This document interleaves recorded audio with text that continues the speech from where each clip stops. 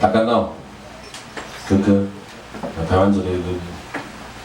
实际上，我的创作最初了是因为听陈建年大哥的歌，可是其实我跟他不熟，有聊过2次天，都是在喝精神性饮料的时候，所以他应该记不起来我是谁。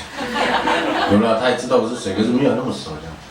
然后他旁边就出现一个人，就讲话是哎，他没知道哎这样，不知道为什么。后来我就被他摸了一下，我就中了哎，就一直挨到现在这样。真的是有时候人家慎选朋友，那时候我们就常常在一起的那几年。最主要跟他认识是因为有一次我跟老报告、老周，我们3个在2000不知道几年，第一次去师大参加全国这样原住民大专生歌唱比赛，3位参赛者有3位，民国96年，那3位1号是老祖，2号是我，3号是老报告。结果名次是倒过来，老报告第1，我第2，老祖第3。那一天老祖没跟我们讲话，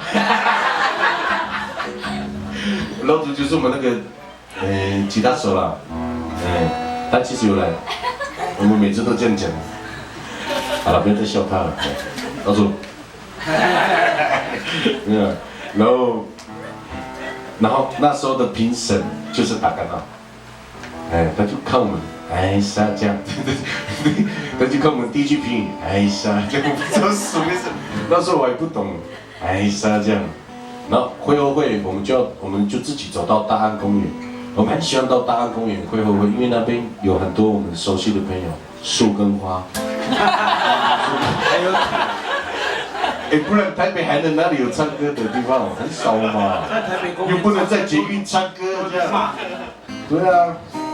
会被赶，后来我们就在大安公园这样唱歌，然后就有一个熟悉的声音从后面过来，他就讲：“哎，三，我可以来吗？”哎，这样，我说：“哎，老师你怎么在这里？”哎，不要叫我老师，我下课了。这就是那位先生的歌，叫《离开台北》，他做了很多经典的歌这样，然后隔一天我们宿醉。没有睡觉，我们就坐计程车。我跟老报告还要去打篮球这样，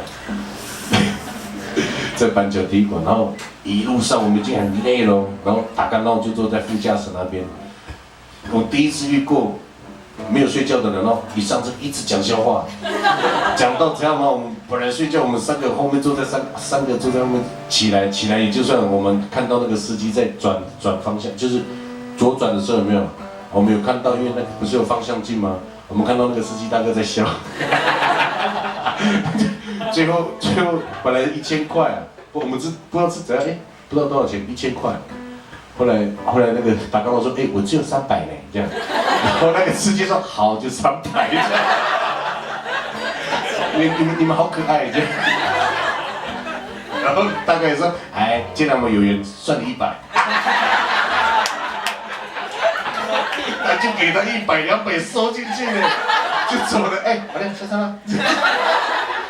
然后我们这样不好意思，我们最后还是塞给那个司机大哥，那个司机大哥人很好，没关系，不用，就100就100这样。改天再到台东换你们招待，这样我们说好这样，还没有遇到。是多年了，就没遇到了，真的。太多好笑的笑话，所以那个歌就影响我们很深。真的太高啊，他们。讲话就这样，这个去师大吃那个什么，师大不是很多夜市，很多夜市，师大夜市很多吃的嘛。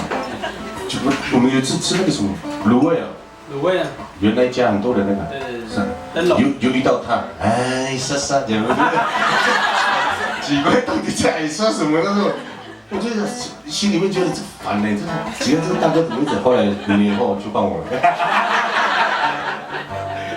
真是好糗。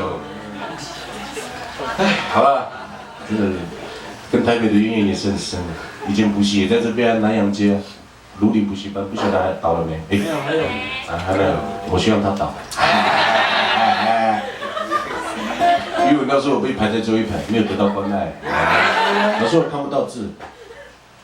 你过去3年为什么不讲这句话。哎，那个补习老师这样，哎，这样，纷纷，哎，好了，不要再讲笑话了，这样明天2点才会结束。